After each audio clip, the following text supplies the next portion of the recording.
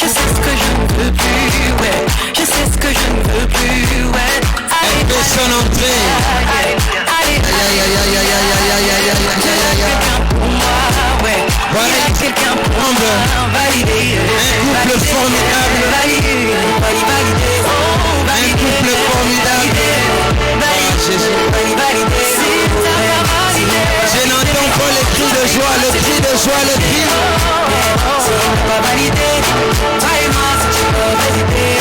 Oh, Jésus. Trouver de bonnes conditions, une vraie chasse au trésor. Et dans cette ruée d'or, j'ai laissé des plumes. On rêve en désordre de cet amour cendrillon. Parfois ce prince charmant peut s'avérer un démon. Quel jour de joie. Quel jour de joie. Je sais ce que je ne veux plus, ouais.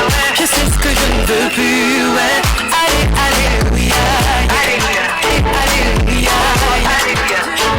Pour moi, ouais, il a quelqu'un pour moi. Validé, validé, validé, validé, validé, validé, validé, ouais. S'il n'a pas validé, toi et moi c'est une validé. S'il n'a pas validé, toi et moi c'est une validé. S'il n'a pas validé, toi et moi c'est une validé. Est-ce qu'on peut pousser les cris de joie? Est-ce qu'on peut pousser? Gloire à Jésus.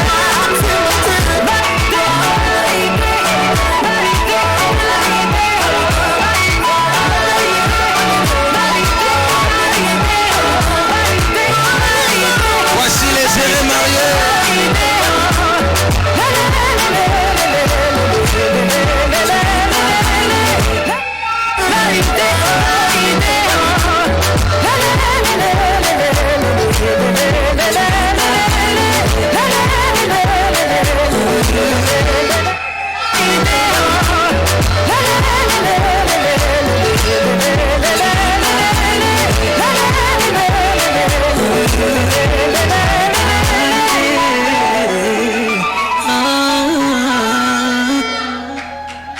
Gloire à Jésus. Est-ce qu'on peut acclamer les seigneurs?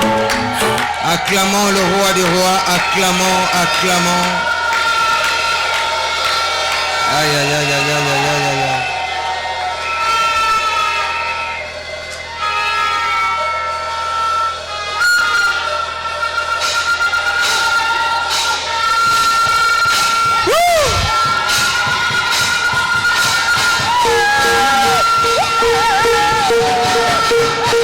Gloire à Jésus.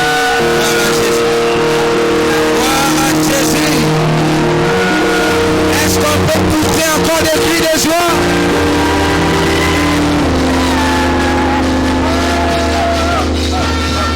Yes. Amen.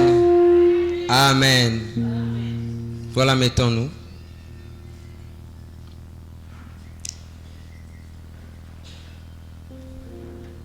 Gloire à Jésus. Maintenant, nous voulons passer à un autre moment. Là, nous appelons l'ange de l'église, le pasteur Hervé. Les heureux mariés sont là. Vraiment, très bien habillés.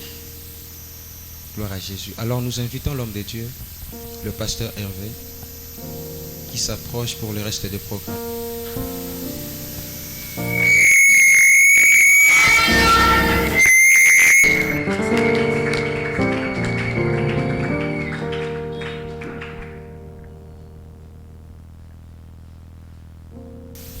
Acclamons bien le Seigneur.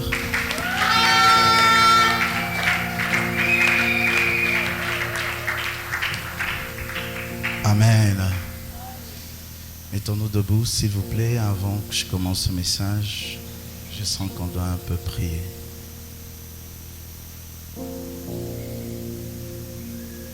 Il n'a pas dit que tu cours. Il n'a pas dit que tu sens. Il a dit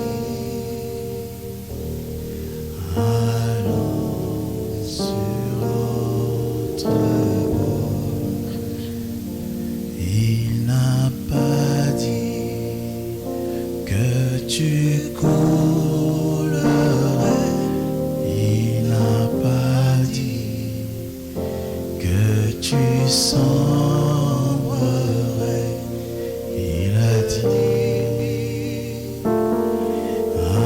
allons sur l'eau. Est-ce qu'on peut tous le dire?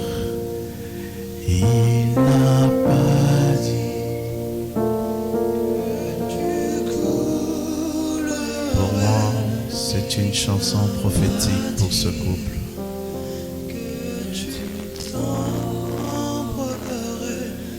Il a dit allons sur l'autre bord. Il n'a pas dit, il n'a pas dit que tu coulerais. Il n'a pas dit que tu sombrerais. Il a dit allons sur l'autre bord. Il n'a pas dit, il n'a pas dit, il ne te l'avait pas dit mon fils. Il ne te l'avait pas dit. C'était pas ça, c'est pas bon pour ta vie.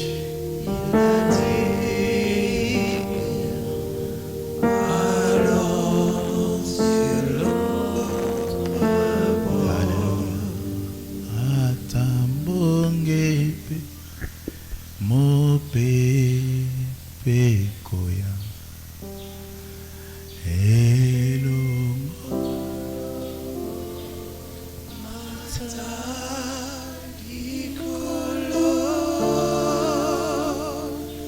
oyo samoko zia mopepe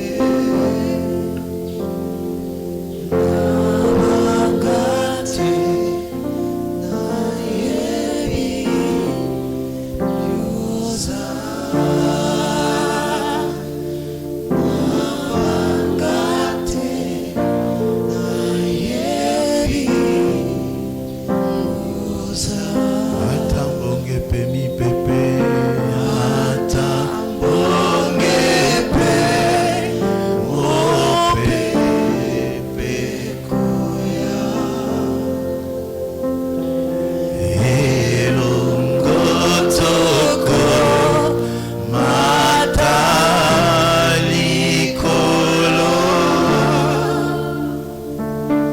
oyo zamoko zia mopepe.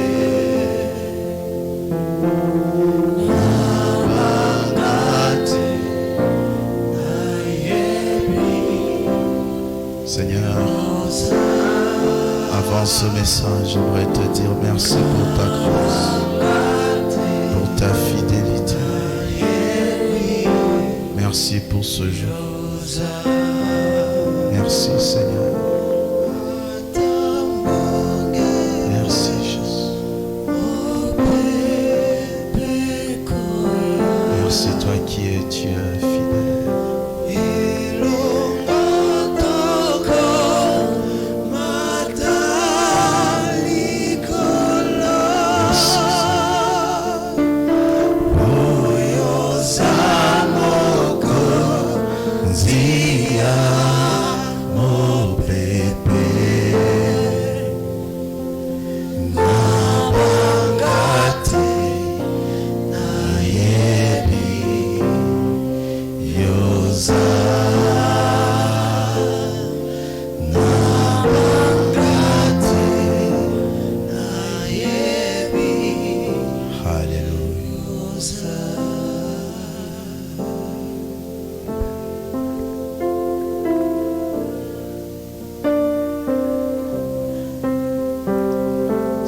Je prie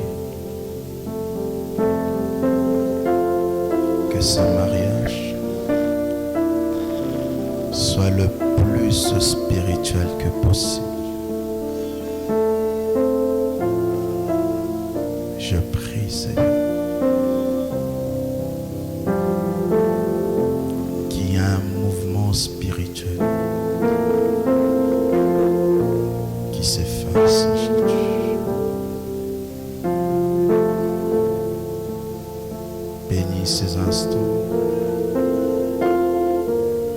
Bénis le marié. Bénis la famille. Bénis l'église. Moi, ton serviteur encore aujourd'hui. Afin qu'il soit une bénédiction pour ton peuple, pour ton fils et ta fille. Je te glorifie, toi qui es Dieu. Et je te glorifierai toujours. Au nom de Jésus. Amen. Est-ce qu'on peut bien acclamer le Seigneur? Est-ce que tu peux bien le faire? Acclamons Dieu.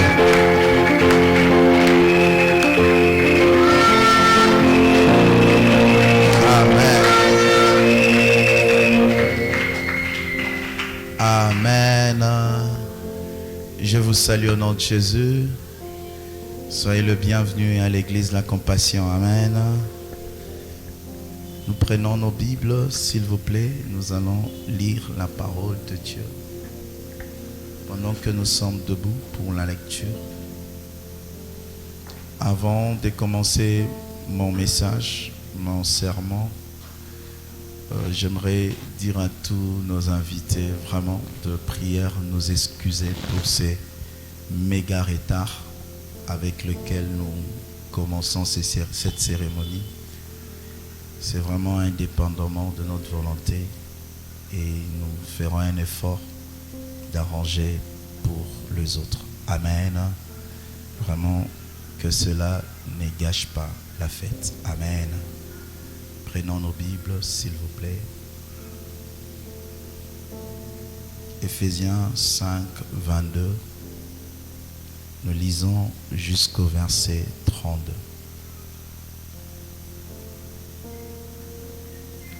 Si possible, soyons tous debout pour honorer la parole. Femmes, soyez soumises à vos maris comme au Seigneur. Car le mari est le chef de la femme, comme Christ est le chef de l'Église, qui est son corps et dont il est le sauveur. Or de même que l'Église est soumise à Christ, les femmes aussi doivent l'être à leur mari en toutes choses. Marie, aimez vos femmes, comme Christ a aimé l'Église et s'est livré lui-même pour elle, afin de la sanctifier par la parole, après l'avoir purifiée par le baptême d'eau, afin de faire paraître devant lui cette Église glorieuse, sans tache, ni ride, ni rien de semblable, mais sainte et irrépréhensible. C'est ainsi que le mari doit aimer leur femme comme leur propre corps. Celui qui aime sa femme s'aime lui-même. Car jamais personne n'a haï sa propre chair, mais il la nourrit, en prend soin, comme Christ le fait pour l'Église. Parce que nous sommes membres de son corps. C'est pourquoi l'homme quittera son père et sa mère et s'attachera à sa femme, et les deux deviendront une seule chair. Ce mystère est grand. Quelqu'un peut dire, ce mystère est grand. Disons-le encore, ce mystère est grand. Je dis cela par rapport à Christ et à l'Église. Acclamons Dieu pendant que nous nous mettons. Mettons-nous, s'il vous plaît. Le thème de mon message que j'aimerais partager avec nous cet après-midi s'intitule « Ces mystères est grand ». Quelqu'un peut dire « Ces mystères est grand ». Dis-le bien, ce mystère est grand. C'est ça le thème que nous allons exploiter cet après-midi. Ce mystère est grand. C'est quoi le mystère qui nous a réunis cet après-midi? Ce mystère s'appelle le mariage. Aujourd'hui, j'aimerais, au sortir de ce mariage, que ce soit pour ceux qui se préparent à se marier demain, que ce soit ceux qui se sont déjà mariés, que ce soit aussi notre beau couple de cet après-midi. J'aimerais que nous tous, nous puissions savoir que le mariage est un mystère. Quelqu'un peut dire, le mariage est un mystère. Ce sont deux mots, lorsque nous l'exploitons, ça fait peur. Lorsqu'on te parle d'un mystère, tu trembles. Parce que dans le mot mystère, il y a beaucoup de choses que l'homme ne maîtrise pas. Mais le problème, c'est que nous sommes appelés à prêcher la vérité, à dire aux gens ce que la Bible dit. Ce thème n'est pas tiré de mon imagination. Ce thème est tiré de la parole de Dieu. Lorsque Dieu parle de l'homme et de la femme, lorsque Dieu parle du mariage, il présente le mariage comme étant un mystère. En Éphésiens 5, à partir du verset 22, lorsque nous lisons jusqu'au verset 32, Dieu est en train de parler du mariage. Dieu est en train d'expliquer comment est-ce que l'homme doit se comporter dans le mariage. Comment est-ce que la femme doit se comporter dans le mariage. Et lorsqu'il veut conclure ce qu'il a dit à l'homme et la femme, il dit « ce mystère est grand ». Et aujourd'hui, Dieu m'a mis à cœur à exploiter ce mot « mystère ». Parce que beaucoup de gens échouent dans leur mariage parce qu'ils ne comprennent pas que le mariage n'est pas quelque chose de passif. Ce n'est pas quelque chose de simple. C'est un mystère. Et Dieu dit qu'il appelle le mariage mystère parce qu'il compare la relation d'un homme et d'une femme dans le mariage comme la relation de Jésus avec l'Église. Qu'est-ce qui rend le mariage un mystère? D'abord, ce qui rend le mariage un mystère, c'est le fait que dans le mariage, il y a une comparaison. C'est que Dieu compare la relation de l'homme et de la femme dans le mariage par rapport à la relation de Jésus et de l'Église. Et cette relation de Jésus et de l'Église est une relation mystérieuse. Est une relation qui est basée sur beaucoup de mystères. Et aujourd'hui, j'aimerais nous partager, nous expliquant le mariage en ce terme comme étant un mystère. Quelqu'un peut dire avec moi, mystère. Est-ce qu'on peut le dire pour nos mariés, mystère? Mais comme je vous ai dit, lorsqu'on dit mystère, beaucoup de gens ont peur. Mais je voudrais juste vous expliquer pour vous faire voir que Dieu ne nous dit pas des choses dans sa parole pour nous faire peur, mais pour nous révéler la vérité. Pour nous dire comment est-ce qu'il attend que nous puissions fonctionner par rapport à ce qu'il nous a donné. Alors, nous allons parler de 4 points autour du mot mystère. Et ces 4 points vont nous aider à expliquer à nos mariés, à nos futurs mariés que je vois, même à nos parents qui sont déjà mariés, afin qu'ils puissent comprendre que entrer dans le mariage, c'est entrer dans un monde de mystère. Aujourd'hui, mon fils, aujourd'hui ma fille, vous devez comprendre que vous allez commencer une vie ensemble, une vie mystérieuse, une vie remplie de mystères. Celui qui n'entre pas dans le mariage avec cette connaissance que le mariage est présenté dans la parole comme étant un mystère, il y aura un moment, il ne saura pas fonctionner. Parce que si tu ne comprends pas les choses de Dieu selon Dieu, tu seras bloqué quelque part parce que la compréhension que tu as dans les choses de Dieu selon la révélation qu'il t'a donnée, c'est ce qui t'aidera à bien fonctionner dans cela. Alléluia. C'est quoi un mystère? Pourquoi nous disons que le mariage est un mystère? Et c'est quoi un mystère? Un mystère, c'est quelque chose qu'on ne peut pas maîtriser. Un mystère, c'est quelque chose qui est au-delà de nos entendements. Un mystère, c'est quelque chose que tu ne peux pas dire un jour, tu te réveilles le matin et tu dis, je maîtrise la situation. Non. Quelque chose qui reste mystérieux, c'est quelque chose qui n'est jamais maîtrisé, qui n'est jamais comprise, qui n'est jamais balayé de fond en comble. Et aujourd'hui, j'aimerais te dire, mon fils Jean-Paul, ma fille Dorcas, vous êtes entrés dans une vie dont vous ne maîtriserez jamais le fonctionnement. Que personne ne vous trompe. Il n'y aura jamais un moment dans votre vie où vous allez vous dire, nous avons maîtrisé notre couple, nous avons maîtrisé c'est quoi le mariage, nous savons maintenant comment fonctionner de nous-mêmes. Parce que le mariage est un mystère.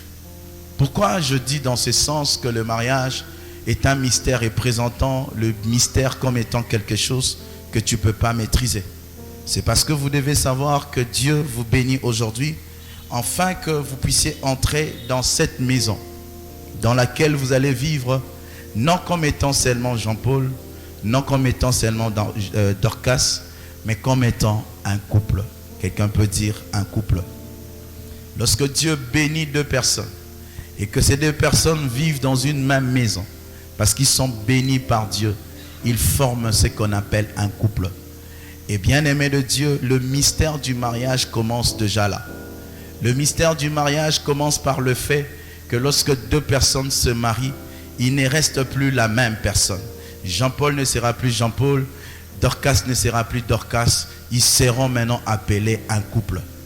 Et le couple, c'est ni l'homme ni la femme. Votre couple, ce n'est pas toi, Jean-Paul. Votre couple, ce n'est pas toi, Dorcas. Votre couple, c'est vous deux. Le couple est formé de deux personnes. Le couple n'est pas formé d'une personne. Pour parler d'un couple, il peut parler d'un homme et d'une femme. Et le fait que Dieu vous verra un couple, vous devez savoir que ça vous en fait entrer dans un mystère, parce que Jean-Paul, même si tu es l'homme, tu es le chef du mariage, le chef de la maison, tu dois savoir que tu ne maîtriseras jamais à 100% ton couple, parce que ton couple, ce n'est pas toi. Tu ne pourras jamais un jour te dire que je maîtrise le fonctionnement de mon couple, parce que le couple, ce n'est pas toi. Le couple, c'est toi et ta femme. Et de même, Dorcas, tu ne peux pas te dire je maîtrise mon couple. C'est impossible que la femme maîtrise son couple, parce que le couple, ce n'est pas la femme. Le couple, ce n'est pas l'homme. Le couple, c'est l'homme et la femme. Et déjà, si vous savez, vous entrez dans le mariage avec cette connaissance, que le mariage est un mystère. Parce que le mariage, ce n'est pas moi. Le mariage, ce n'est pas elle. Le mariage, c'est nous deux. Ça vous donnera un équilibre dans votre couple. Ça vous aidera à comprendre que ce n'est pas seulement l'homme qui fera en sorte que le couple puisse bien fonctionner. Ce n'est pas seulement la femme qui fera en sorte que le couple puisse bien fonctionner. C'est vous deux. Parce que le couple, c'est Jean-Paul. Le couple, c'est Dorcas mis ensemble. Amen. C'est ce qui rend déjà le mariage un mystère. Parce que si je maîtrise ma vie, je sais ce que Dieu m'a dit, je peux faire ce qu'il m'a dit au sujet de moi-même, et j'ai la connaissance sur ce que je veux, sur ce que je maîtrise sur moi. Ma vie peut aller bien parce que je sais ce que Dieu m'a dit sur moi et ce que je sais sur moi-même. Mais lorsqu'on entre dans la dimension du couple, il y aura toujours une part du mystère, parce qu'il y aura toujours un moment où la partie du couple va être au-delà de ton imagination. La partie du couple va être au-delà de l'imagination de ta femme. Pourquoi? Parce que tu ne maîtriseras jamais ton couple. Elle ne maîtrisera jamais votre couple. Parce que le couple est un mystère. Quelqu'un peut dire un mystère. Le couple, ce n'est ni l'homme. Le couple, ce n'est ni la femme.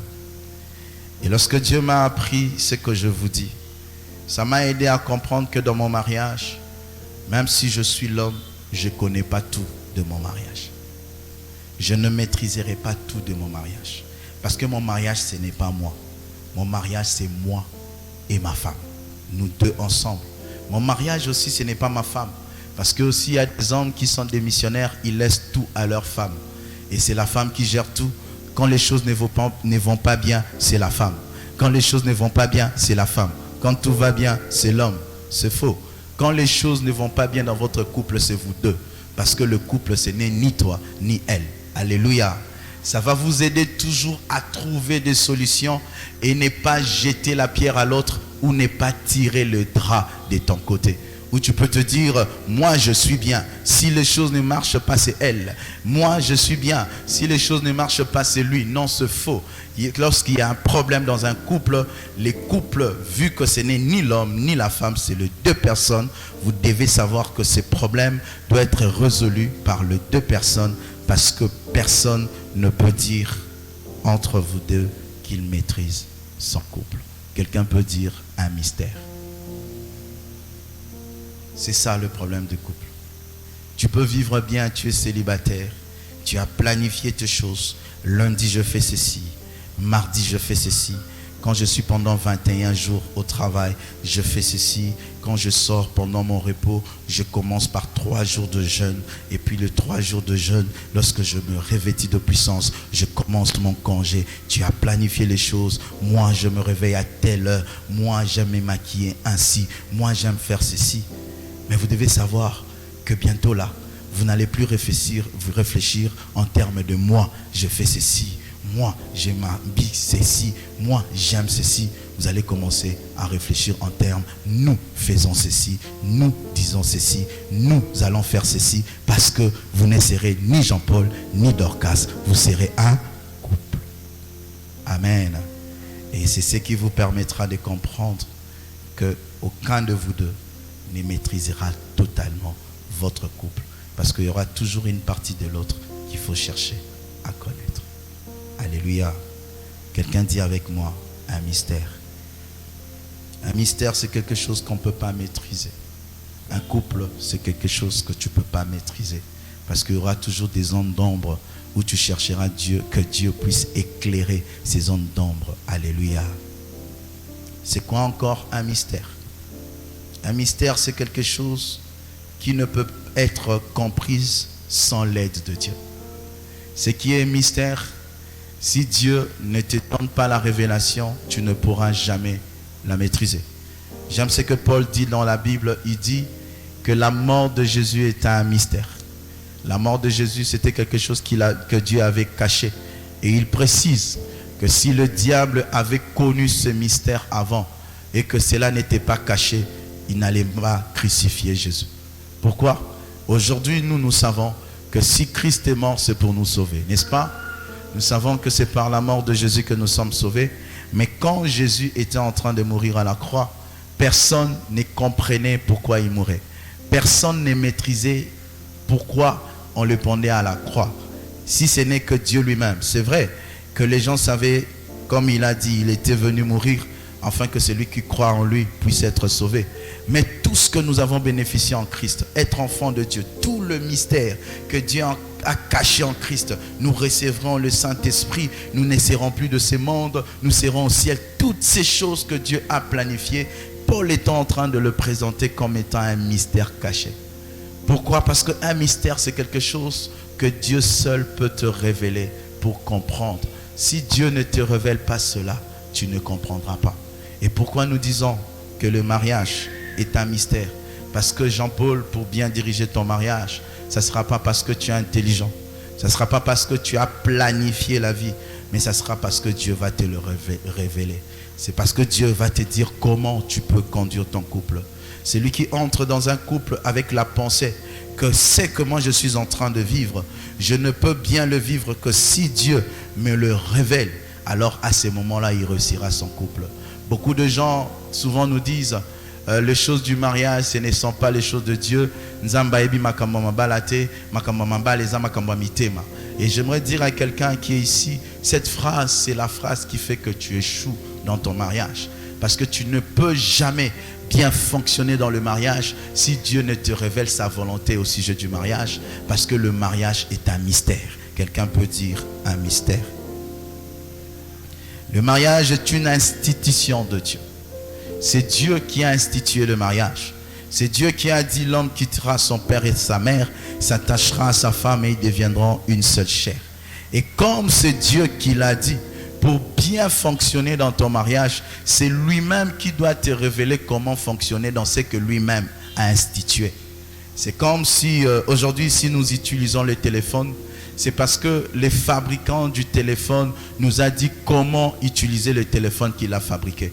Si quelqu'un veut utiliser le téléphone comme il veut, ton téléphone va planter, ton téléphone aura des problèmes, parce que pour bien maîtriser le fonctionnement du téléphone, il faut interroger celui qui l'a fabriqué. C'est la même chose avec le mariage. Le mariage, ce n'est pas d'abord une affaire de famille. Pour savoir, mon fils et ma fille, comment est-ce que tu dois fonctionner dans ton mariage, comment savoir, ma fille, comment est-ce que tu dois fonctionner dans ton mariage, tu n'as pas d'abord à interroger maman, tu n'as pas d'abord à interroger papa. Vous devez d'abord interroger Dieu, parce que le mariage, ce n'est pas d'abord une affaire de famille. Le mariage, ce n'est pas d'abord une affaire de l'État. Le mariage est d'abord une institution divine. Et par le fait que c'est Dieu qui a institué le mariage, ça devient un mystère, parce que l'homme ne peut pas comprendre comment fonctionner dans le mariage si celui qui a institué le mariage ne lui a pas montré comment le faire. Si tu veux manier le téléphone, il faut que tu demandes à ces Chinois qui ont fabriqué le téléphone comment ouvrir, comment entrer dans telle option et autres. Mais si tu veux le faire par toi-même ou par les conseils des hommes, tu vas te fourvoyer. Mais celui qui a fabriqué le téléphone, c'est celui qui maîtrise son fonctionnement. Et le fabricateur du mariage, c'est Dieu. Je dis le fabricateur du mariage, c'est Dieu. Et il a mis un mode d'emploi selon lequel les gens qui veulent utiliser ou travailler dans le mariage qu'il a institué, comment est-ce qu'il doit fonctionner. Bien-aimés de Dieu, j'aimerais vous dire une chose, même vous qui nous suivez, le mariage est un mystère, parce que le mariage vient de Dieu.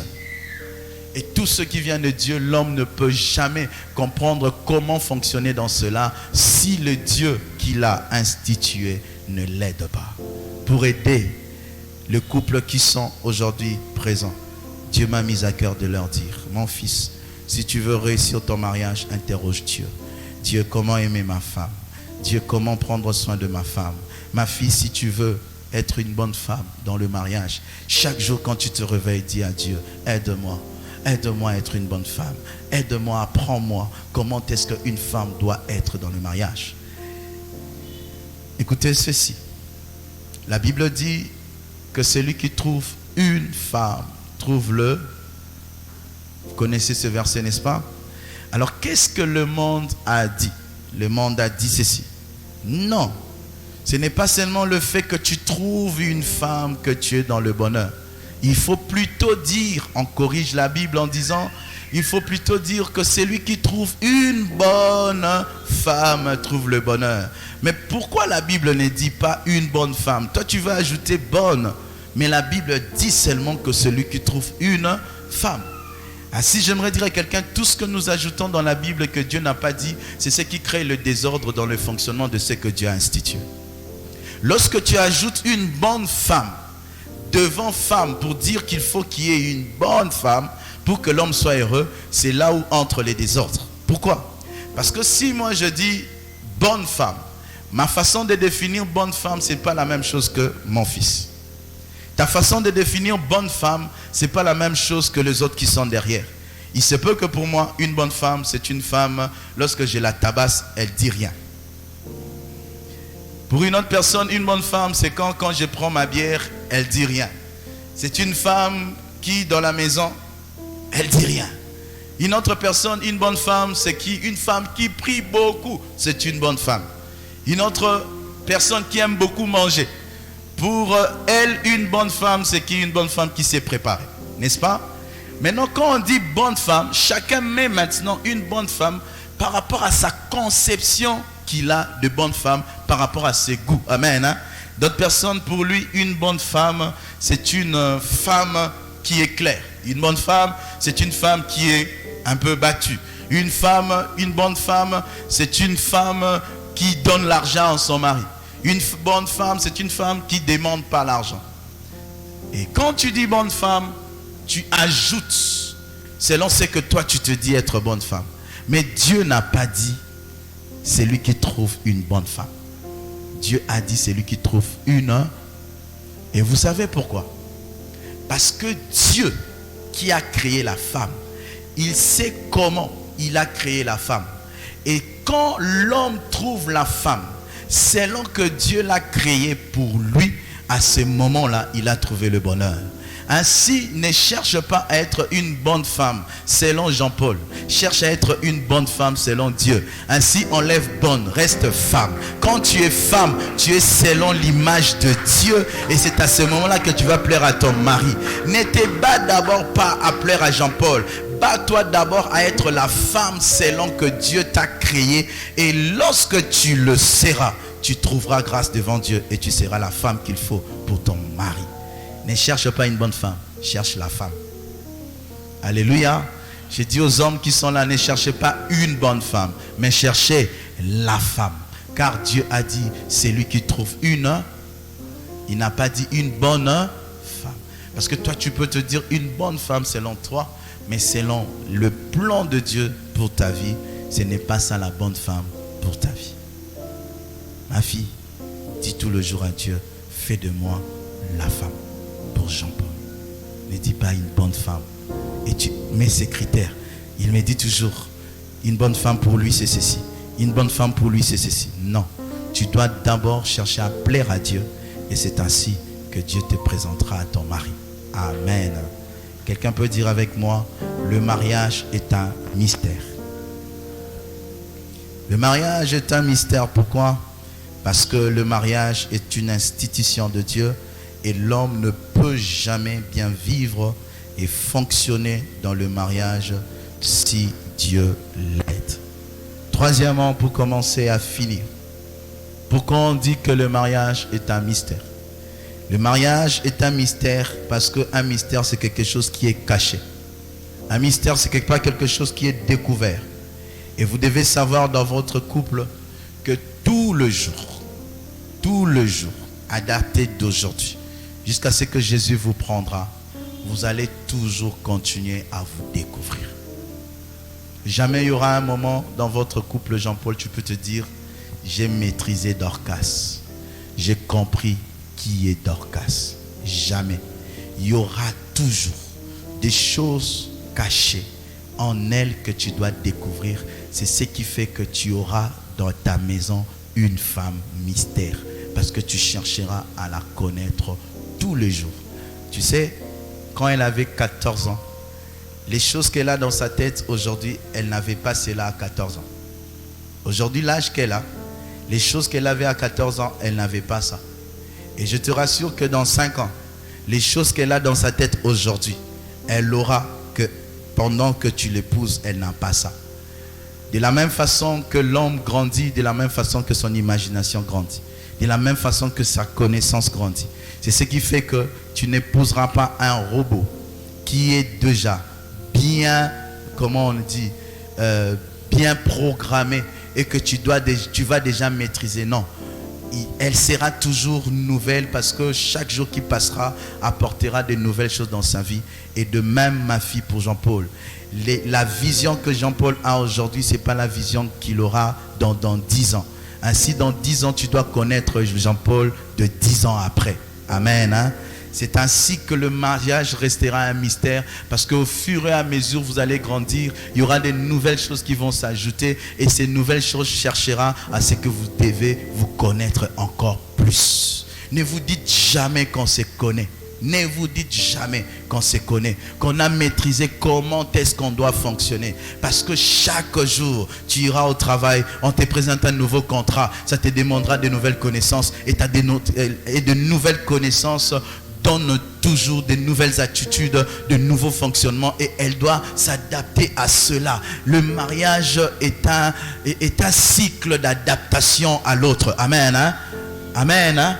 Le mariage est un cycle d'adaptation à l'autre, où la femme doit toujours chercher à s'adapter à l'homme par rapport au niveau qu'il a. Je vous rassure que quand j'avais épousé mon épouse, les projets même de ma vie, l'onction même que j'ai aujourd'hui, ce n'est pas celle que j'avais quand je l'ai épousée. Ainsi, elle cherchera toujours à s'adapter au nouveau Hervé, afin que nous puissions bien vivre dans notre mariage. Qu'est-ce qui fait que beaucoup de couples tombent en chemin?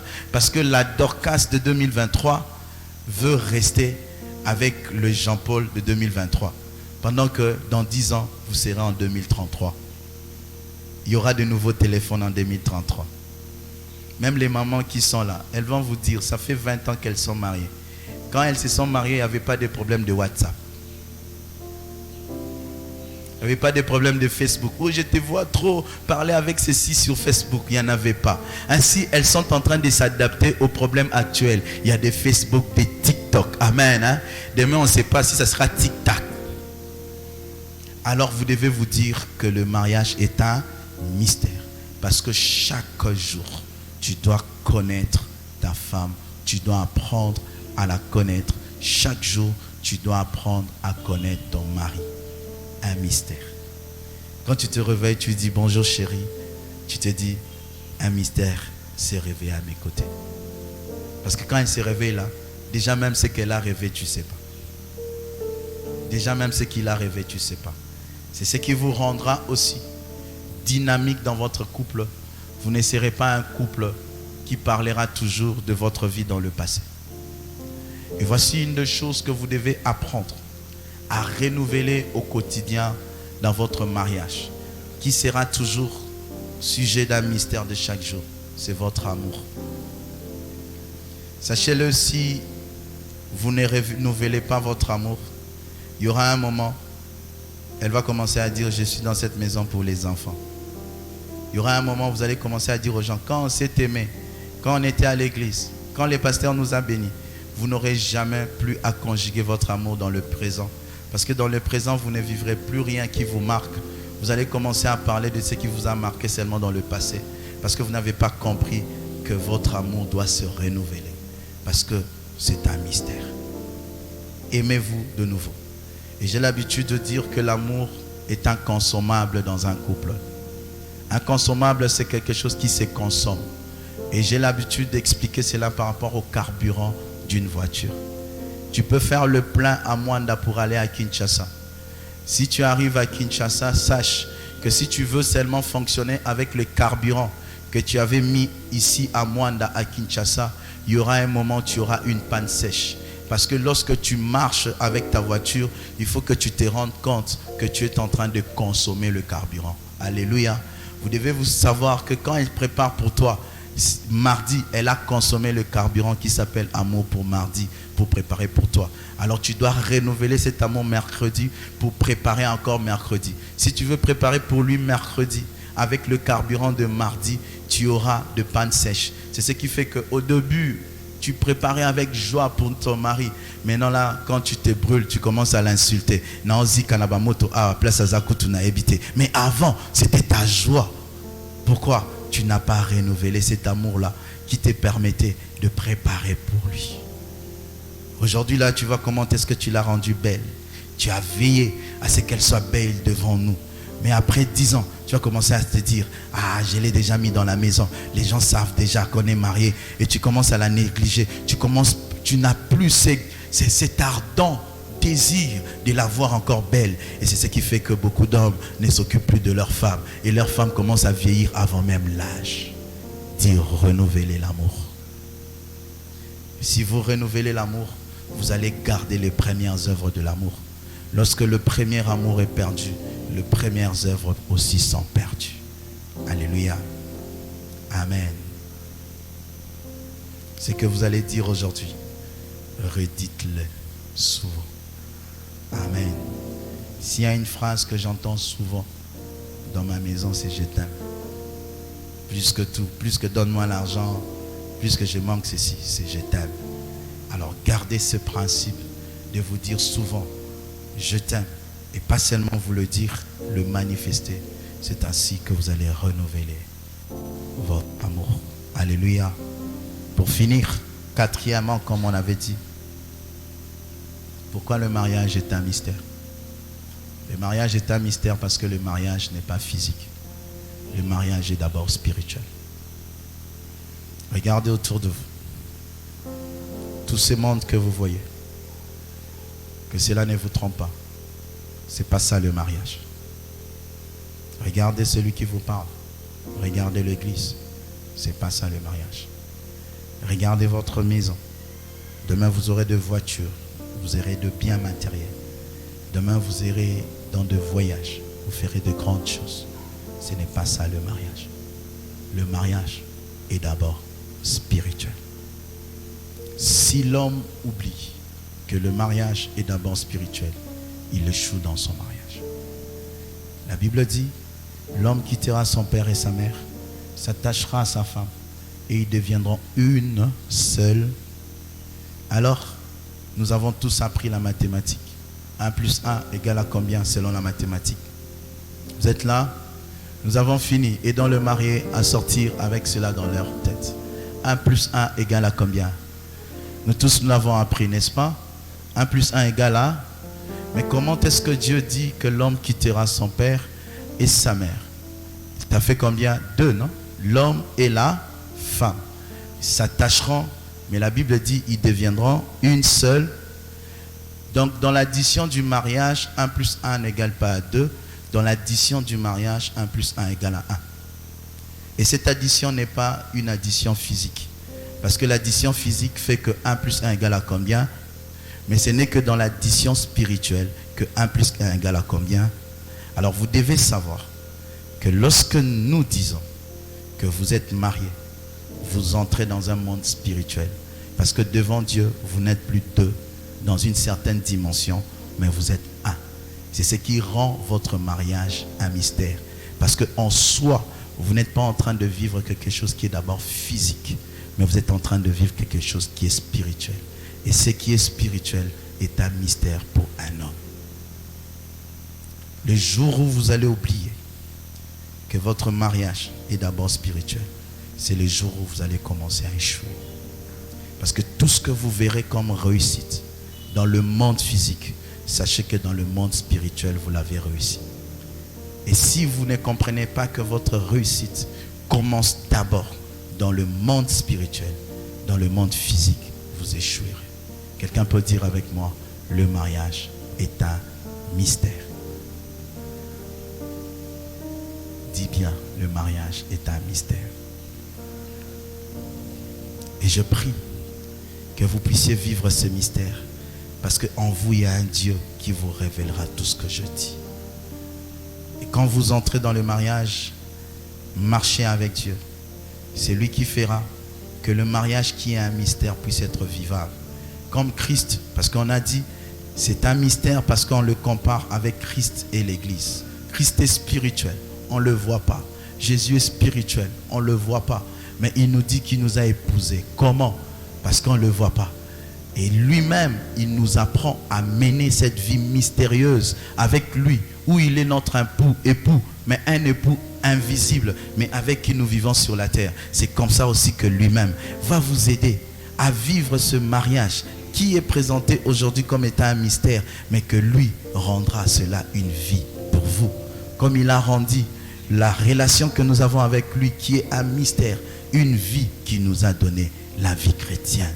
Je prie que le mariage qui est un mystère devienne une vie pour vous, une vie quotidienne, où vous allez vivre un mariage spirituel, où vous serez toujours conscient que vous serez toujours en train de vous découvrir, où vous serez conscient que pour bien vivre dans votre couple, il faut que Dieu puisse vous aider, où vous serez conscient que tel que vous êtes là, votre couple, ce n'est ni Jean-Paul, ni Dorcas, mais c'est vous deux. Amen. Est-ce qu'on peut se mettre debout en acclamant Dieu pour cette parole?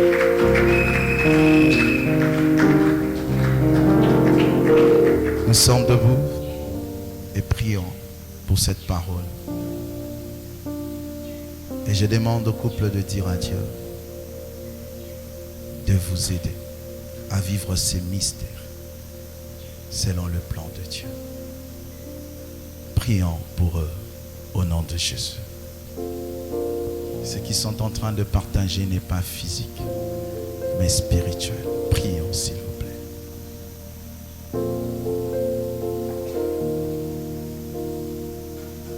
Prions, s'il vous plaît.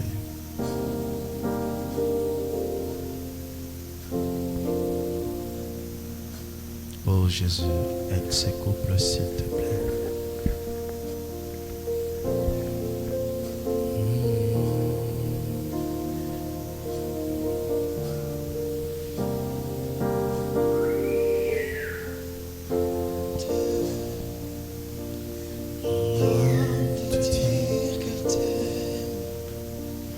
Demandez à Dieu de vous aider. Ce que je vous dis, c'est une vérité que beaucoup ont ignorée et ont échoué. Dites à Dieu, aide-nous dans ces mystères. Aide-nous. Aide-nous dans ces mystères.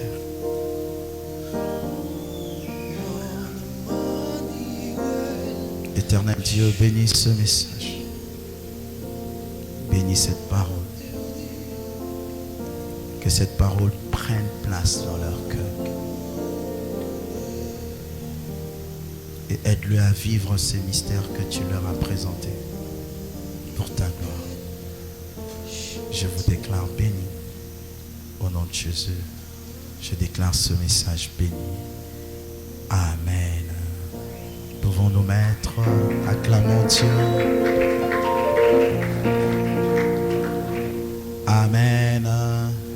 Est-ce qu'il y a quelqu'un qui est dans la joie d'être là cet après-midi? C'est comme s'il y a seulement une seule personne qui est dans la joie. Est-ce qu'il y a des gens qui sont dans la joie?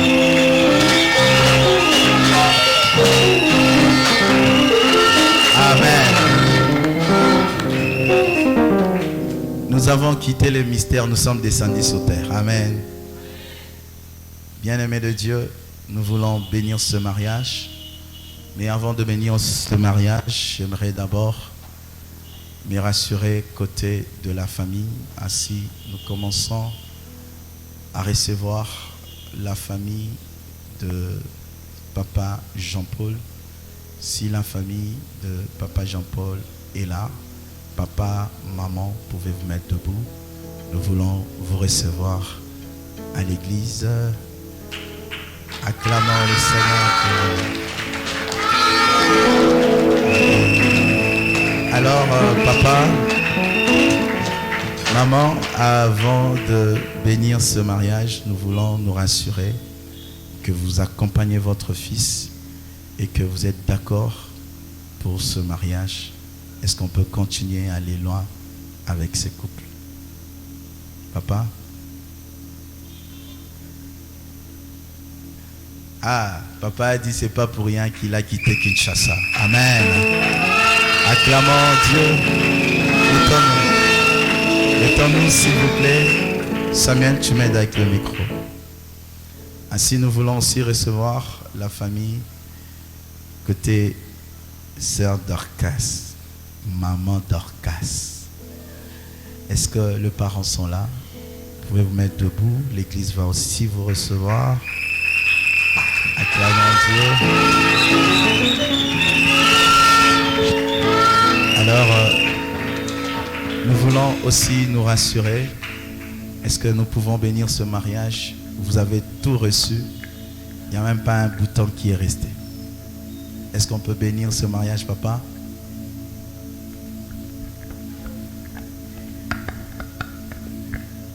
Tout le bien demandé, l'argent et le bien, je rassemble tout. Vous avez reçu.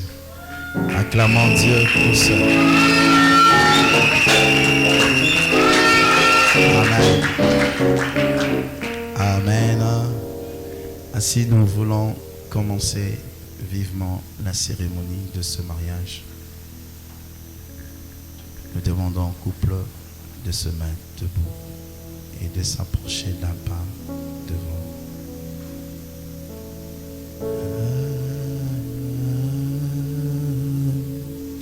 Approchez-vous, regardez-vous.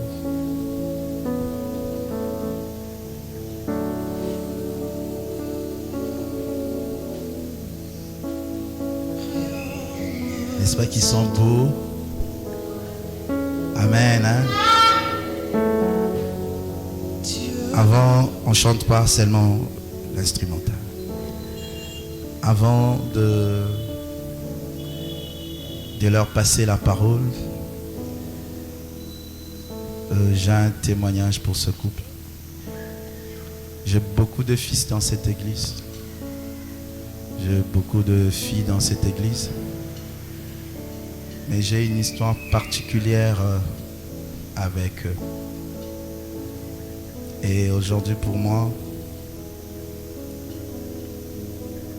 ma femme l'a déjà dit, mais moi je ne l'ai pas dit. Nous pouvons dire, aujourd'hui mon épouse et moi, que c'est un de nos beaux jours depuis que nous sommes couple pastoral dans cette église. Parce que aujourd'hui nous sommes en train de vivre ce que nous avons eu à prier pour ça. Jean-Paul, c'est quelqu'un qui est même jusqu'aujourd'hui très cher à notre égard. Il a fait des choses pour moi que la plupart de mes fils n'ont jamais fait et qui le distinguent des autres. Et fils, je n'ai jamais oublié. Et Dorcas, elle était comme ma maman.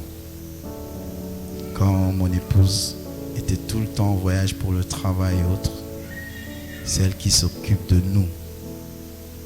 Alors nous voulons aussi vous exprimer notre reconnaissance à cet égard. Et vous êtes vraiment des fils que nous portons à cœur. Et nous croyons qu'aujourd'hui, vous en êtes encore conscients. Amen.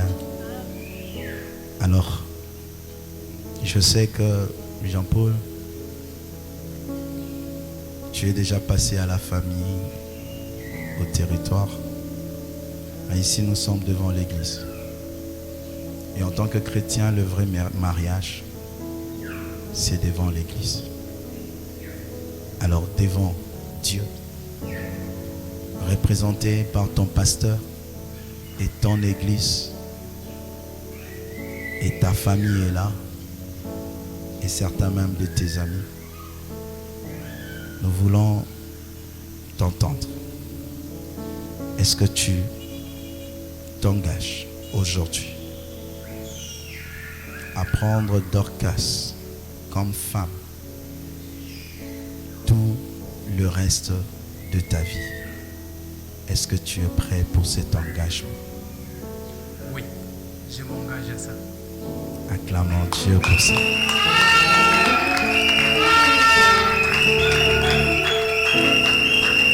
Comme je viens de le dire, tu es un des fils dont nous connaissons le potentiel. Et demain, je te le rassure, et c'est prophétiquement que je te le dis, tu seras un grand homme, élevé. Est-ce que quand Dieu réalisera tout ce qu'il nous montre pour toi, tu ne chercheras pas la femme de l'élévation et laisser ma fille? Tu t'engages à la garder, même dans ton élévation. Je l'affirme, je ne la laisserai pas, je la garderai. Quelle que soit la façon dont Dieu va m'élever, je garderai Dorcas comme étant ma femme pour toute la vie. Acclamons Dieu pour ça. Amen. Tu es un homme, il y aura des fois des moments où tu seras dans de pressions, tourmenté par les choses de la vie. Est-ce que tu t'engages à rester avec elle dans le bonheur, dans les pires moments dans la vie, qu'elle soit toujours la femme qui sera à tes côtés? Tu t'engages à cela? Je m'engage ainsi là, de tout mon cœur. Acclamons le Seigneur.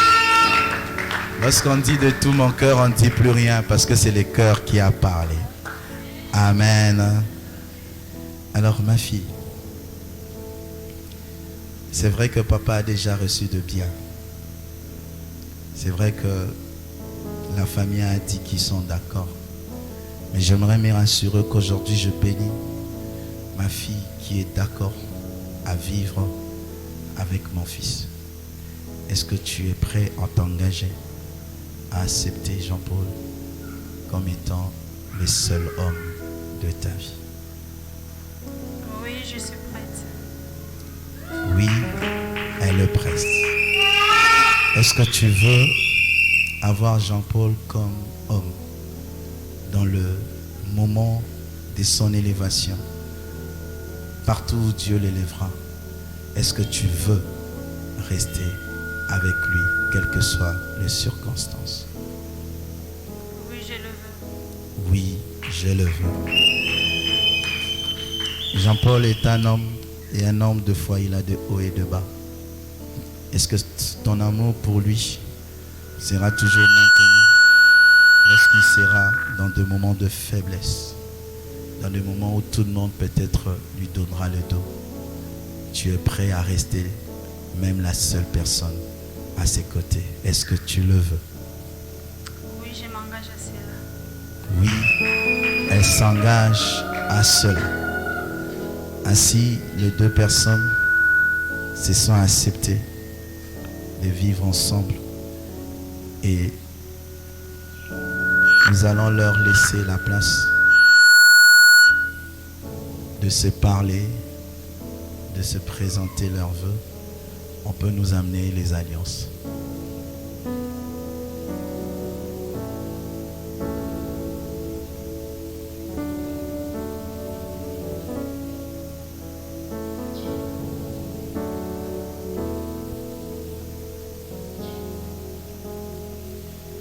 Éternel,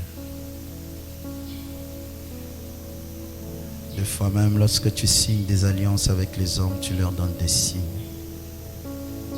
Je prie que ces alliances soient comme un signe de leur mariage. Que toi tu scelles spirituellement, mais que ces alliances vont démontrer physiquement. Je bénis ces alliances. Je déclare que ce ne sont pas de simples bijoux, mais un signe de leur alliance. Je prends autorité sur cela et je détruis toute œuvre de l'ennemi. Derrière cela, je le déclare béni au nom de Jésus. Amen. Vous allez aider la sœur avec la fleur.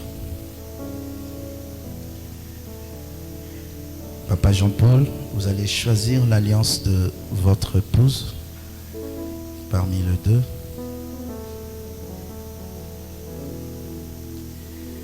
Et pendant que vous êtes en train de prendre sa main gauche, prenez sa main gauche et mettez en évidence son annulaire et attendez. C'est devant l'Église, devant Dieu, que vous allez dire ces paroles et Dieu vous le demandera en dépit de la présence de tout ce monde qui sont là. C'est ainsi devant Dieu, devant l'Église, devant votre pasteur. Qu'est-ce que vous pouvez dire à votre femme pendant que vous lui faites porter l'alliance? Ça annonce des choses. Ma femme, mon épouse,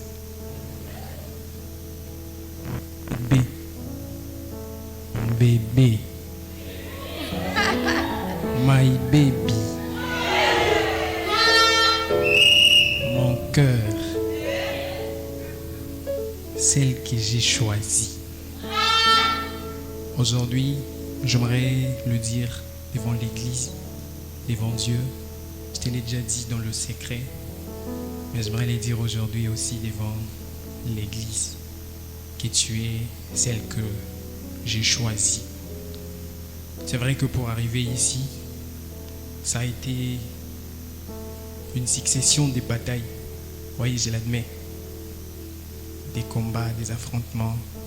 Mais le bien dans ça, c'est que Dieu a fini par nous faire triompher. Et je suis en train de croire que c'est vrai que dans notre parcours, il y aura encore d'autres batailles, Mais le Dieu qui nous a fait triompher nous fera triompher encore. C'est ainsi que je viens de tout mon cœur d'exprimer cet amour pour te dire que je t'aime. De tout L'amour. cœur. De tout mon cœur. Et je n'ai aucune intention de te remplacer. Je m'engage à te protéger, à prendre soin de toi, à veiller sur toi. Ma femme Dorcas, je te protégerai plus que l'anticasse protège le vitre d'un téléphone. Par l'aide de Dieu, je sais que j'y arriverai.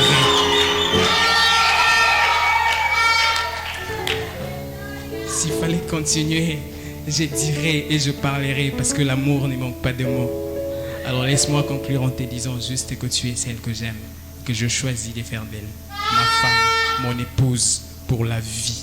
Je m'engage à cela au nom de Jésus. Amen. Est-ce qu'on peut acclamer Dieu pour ça?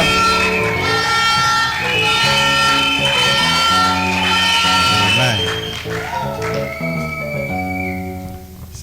C'est que Dorcas azane songi te seza mtu msunda chebwe. Amen. Hein? Je crois que le truc là de l'anticasse fuit te outi papa pen nocteur. Amen. Dorcas, tu prends aussi l'alliance de ton mari devant la famille, devant l'église, représenté par ton pasteur et les dirigeants de l'église. Tu prends la main droite de ton mari et tu mets en évidence son annulaire et tout ce que tu as dans ton cœur, tu peux le lui dire avec quiétude. Vas-y.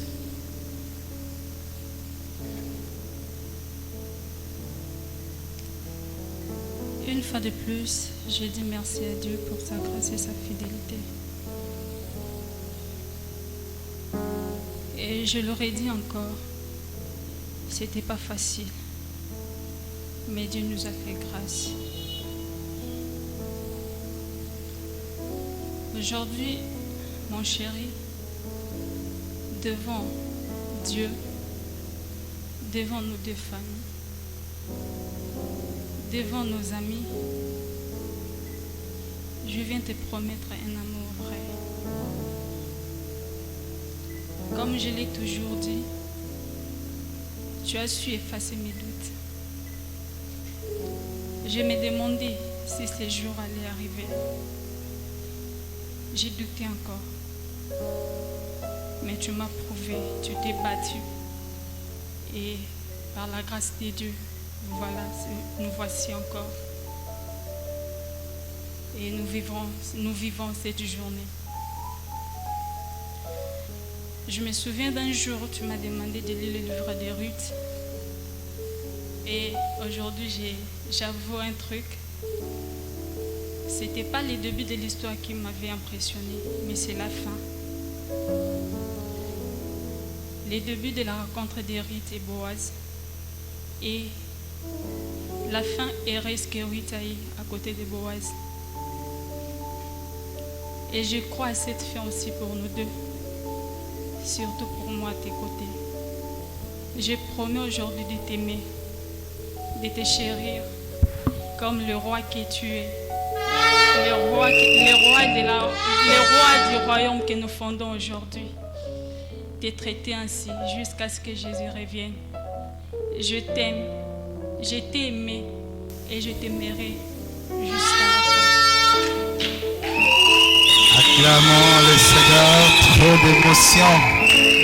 Waouh! Waouh! Trop d'émotion. Que Dieu soit béni. Amen. Est-ce que vous pouvez présenter vos alliances devant l'église? Est-ce qu'on peut acclamer Dieu pour eux? Amen. On va nous aider, nous allons bénir le marié. On va les aider à se mettre à genoux.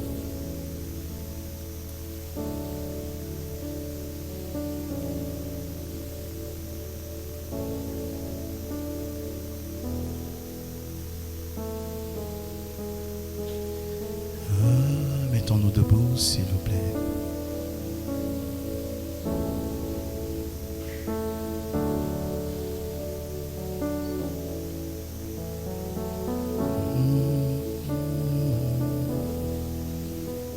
Comme je vous le dis, le mariage est spirituel.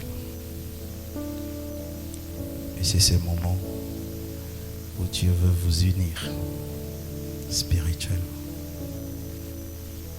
Prions.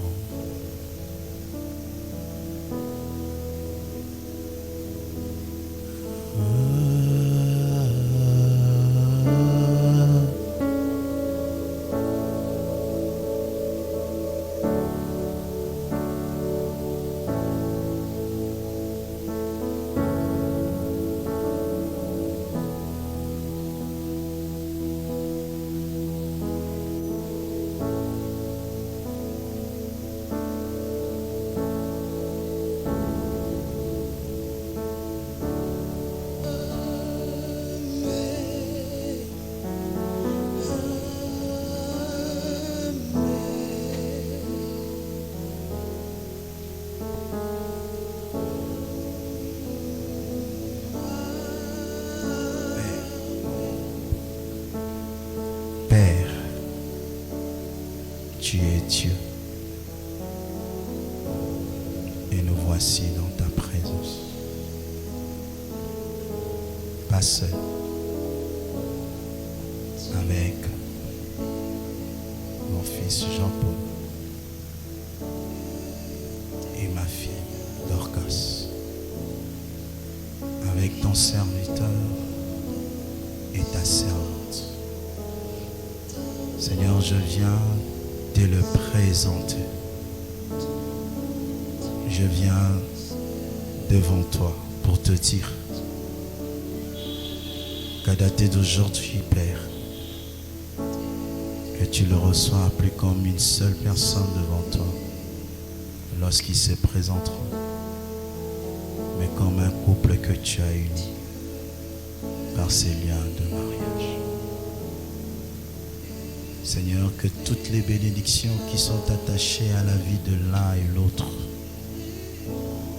qui n'attendaient que cette bénédiction, que cela s'ouvre au nom de Jésus. Je prie, Père, que toi qui es fidèle, que tu marches avec eux et que tu bénisses leur couple. Je prie, Père, qu'ils puissent témoigner qu'avant aujourd'hui, leur vie a complètement changé après. Parce que désormais, tu marches avec eux dans la dimension d'être un couple. Je te bénis parce que tu nous as exaucés. Ainsi, par le pouvoir qui m'a été conféré, je vous déclare aujourd'hui mari et femme. Et je déclare qu'aucune porte de séjour de mort ne prévaudra sur vous au nom de Jésus. Je prie et je déclare que vous allez conquérir la porte de vos ennemis. Je prie et je déclare que vous allez surmonter tous les défis qui se présenteront devant vous. Et vous serez heureux jusqu'à ce que Jésus vous prenne ou jusqu'à son retour. Je déclare que votre futur puisse être meilleur que votre passé. Et c'est là au nom de Jésus. Et je prie que l'onction de Dieu qui accompagne le couple puisse vous accompagner à dater d'aujourd'hui. Au nom de Jésus, vous êtes bénis. Que Dieu bénisse votre vie. Que Dieu bénisse votre postérité. Que Dieu vous donne la victoire en toutes choses. Que vous serez prospères. Que vous soyez riches que vous soyez féconds encore et encore et encore pour la gloire de Dieu. Vous êtes bénis. Vous êtes bénis. Au nom de Jésus. Amen. Acclamons le Seigneur pour eux. Aidez-les à se mettre debout.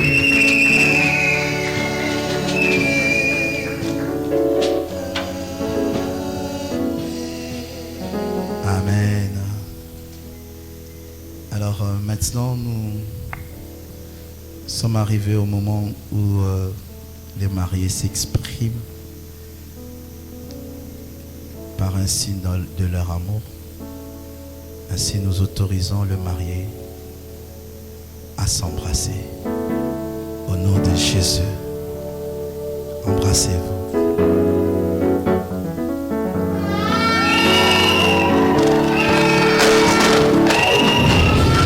Acclamons le Seigneur.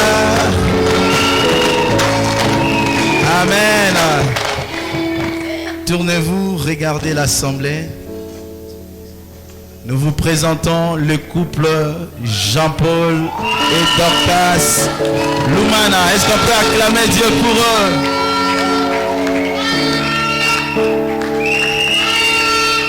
Et tu es déjà fatigué?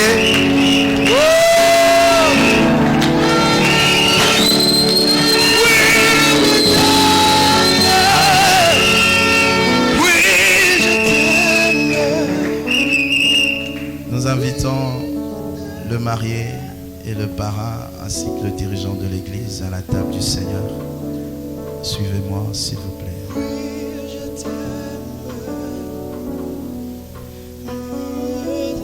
Passez devant.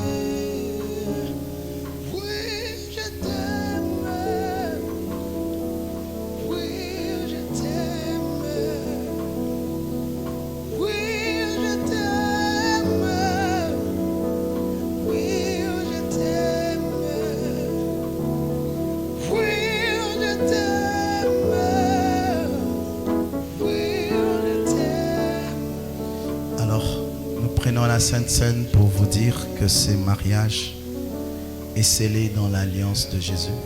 Cette alliance, lui-même, en le signant avec nous, il nous a donné cet acte pour que nous puissions nous souvenir de lui. Amen.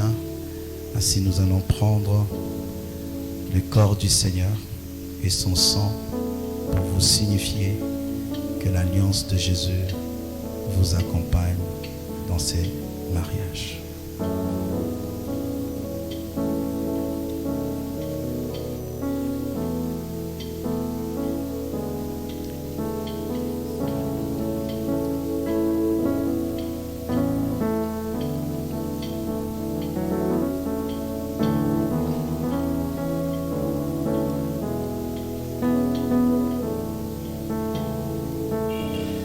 Le Seigneur nous a aimés comme on n'a jamais aimé. Il nous guide un jour comme il est dans la vie, en nous partageant le pain, il nous donne son amour. C'est le pain, l'amitié, le pain de Dieu. Oui, c'est mon corps. Prenez et mangez. C'est mon sang. Prenez et buvez, car je suis la vie. Et je suis le Seigneur apporte. Oh, c'est mon corps. C'est mon corps. Prenez et Manger. c'est mon sang. Apporte-moi la chaise. Car je suis La vie. je suis le Seigneur dans son amour. C'est mon corps, c'est mon corps. Prenez et mangez. C'est mon sang. Prenez et buvez, car je suis la vie et je suis l'amour.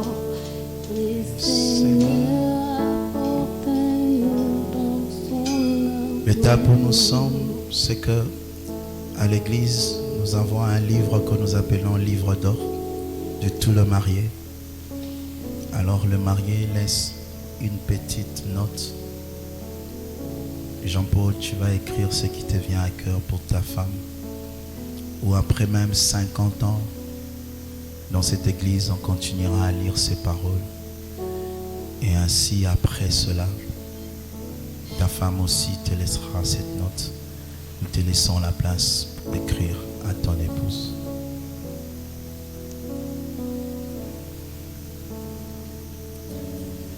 Je t'aime.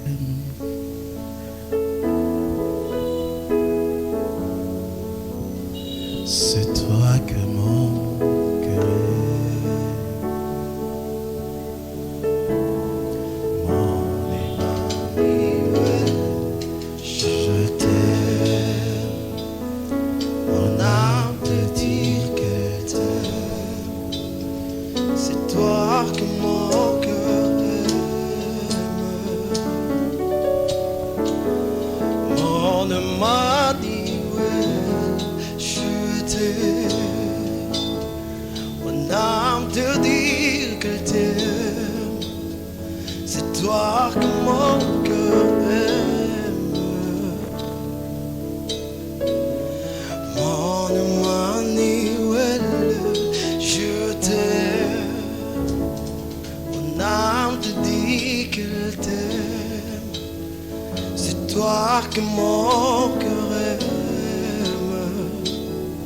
Mon Emmanuel, je t'aime.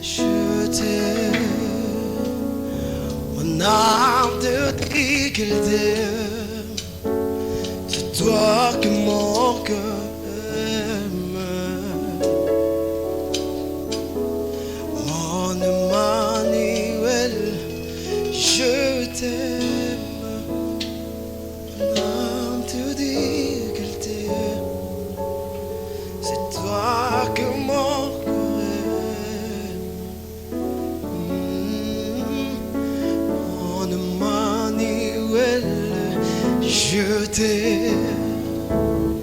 Mon âme te dit qu'elle t'aime. C'est toi que mon cœur aime. Acclamons Dieu pour lui.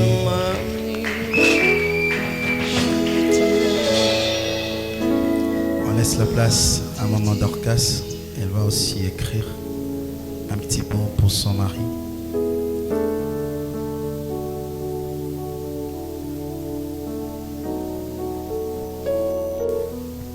Si elle peut écrire debout, si tu pourras, sinon tu te mets. Comme ça tu touches son épaule.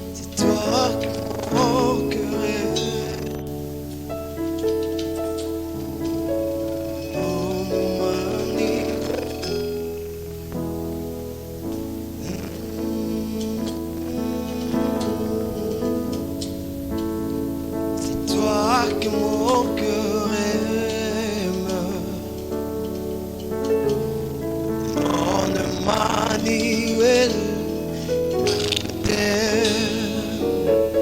Mon âme te dit qu'elle t'aime. C'est toi que mon cœur aime. Mon Emmanuel.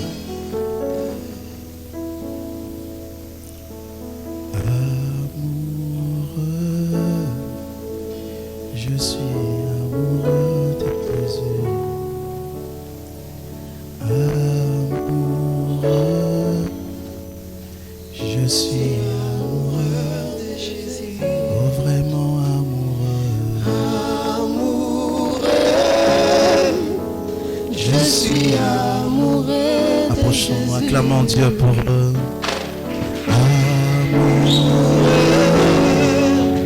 je suis Amoureux de Jésus.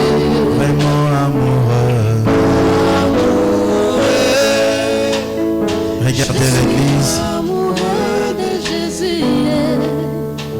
Ainsi, nous voulons leur offrir le certificat qui atteste qu'ils sont bel et bien unis par le lien de mariage.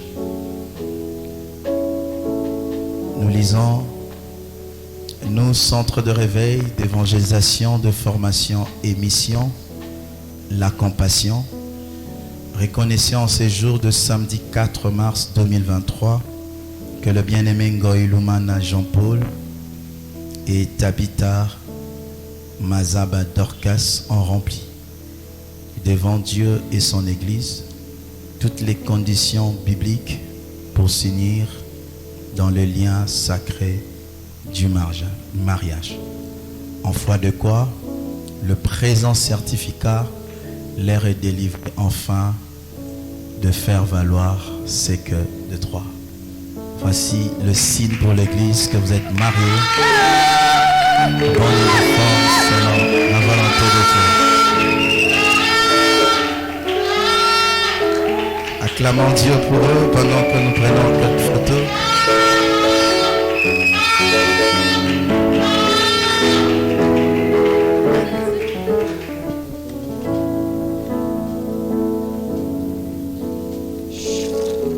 Amen. Acclamons Dieu. Alors nous allons commencer à chuter pour finir cette cérémonie. Ainsi, nous allons demander à ce que puisse nous amener un panier. Nous allons bénir Dieu et tous ceux qui ont préparé les cadeaux, si vous le préparez. Rapidement, on nous amène un panier, le panier d'offrande. Pendant que la chorale célèbre le Seigneur, partout où nous sommes, tu as amené une offrande dans la maison de Dieu. Nous sommes dans la présence de Dieu. Approchons-nous avec nos offrandes. Venons de partout où nous sommes.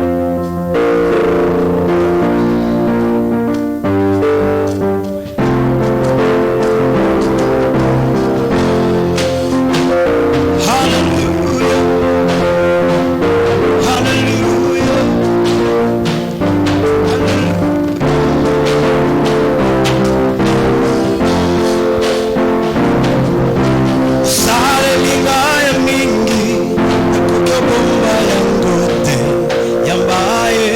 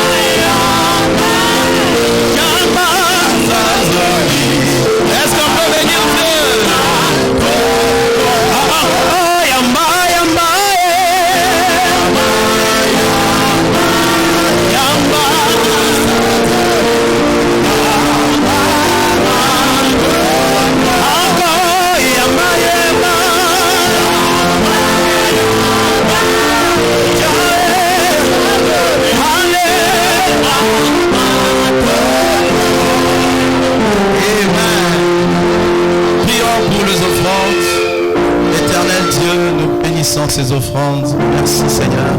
Bénis ceux qui ont donné. Souviens-toi d'eux. Seigneur, je prie que ceux qui ont donné, qui ont besoin de mariage, que par le fait qu'ils ont soutenu ce mariage, que tu puisses leur donner aussi le leur au nom de Jésus. Amen. Ainsi, nous sommes passés par des moments de cadeaux. Il se peut qu'il y a certains, vous irez pas à la salle, mais vous avez apporté votre cadeau. Pendant que nous continuons à célébrer le Seigneur, est-ce qu'on peut apporter nos cadeaux? Hallelujah. Hallelujah. Encore, yamba, yamba,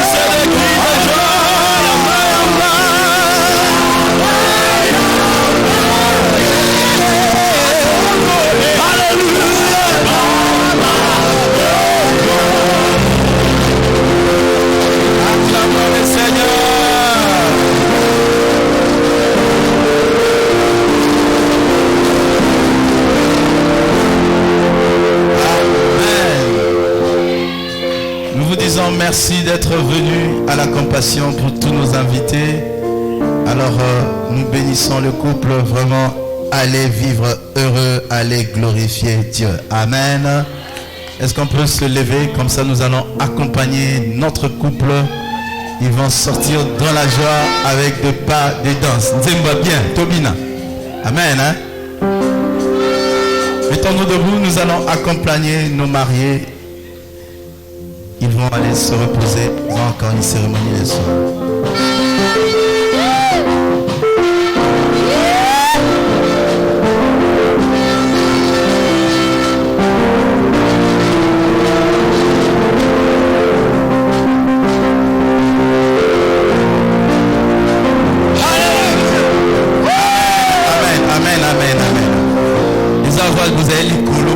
cherché. Tu es na 8e étage. Tu m'as na 12.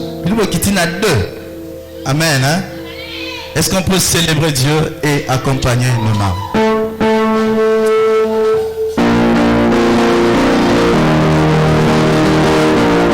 Est-ce que tu peux acclamer pour le Seigneur?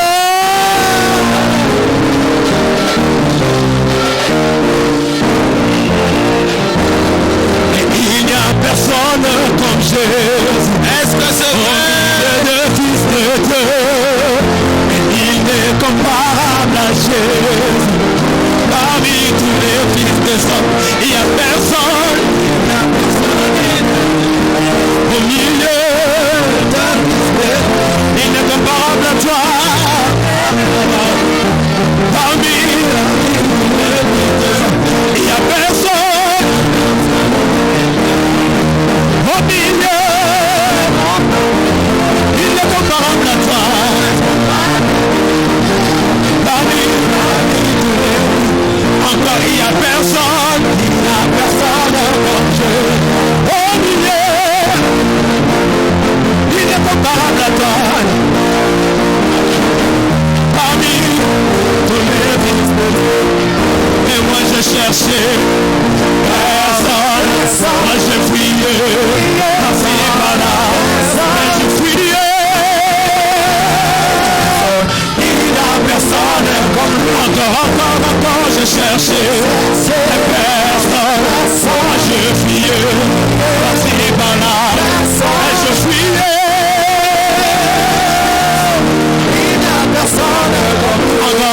Encore, je cherchais personne. Moi je fuyais, par-ci, par-là, je fuyais. Il n'y a personne. Encore, je cherchais personne.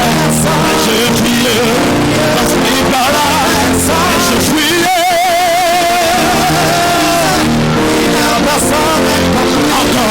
Encore, je cherchais personne. Je fuyais, par-ci, par-là, je fuyais. Il n'y a personne. Encore, je cherchais personne. Je fuyais, par-ci, par-là, je tournais. Il n'y a personne. Encore, chercher personne. Je fuyais, par-ci, par-là, je fuyais.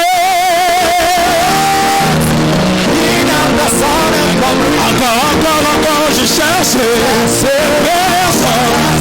Je fuyais, par-ci, par-là, je fuyais.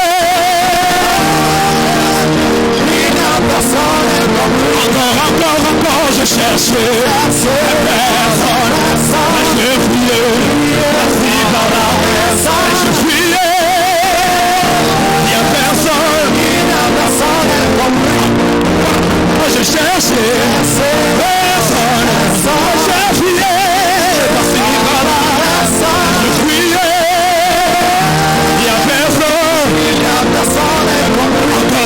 Encore, je cherchais personne. Je fuyais, par-ci, par-là, je fuyais.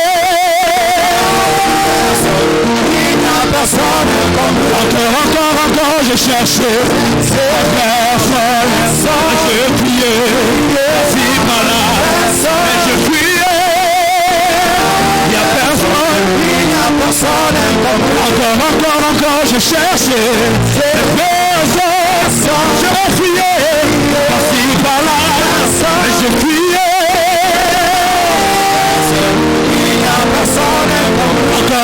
Encore, je cherchais personne. Je fuyais, par-ci, par-là, je fuyais. Il n'y a personne. Encore, je cherchais personne. Je fuyais, par-ci, par-là, je fuyais.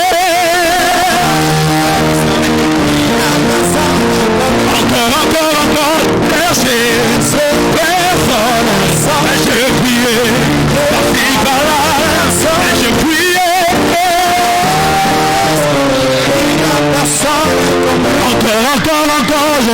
Jésus.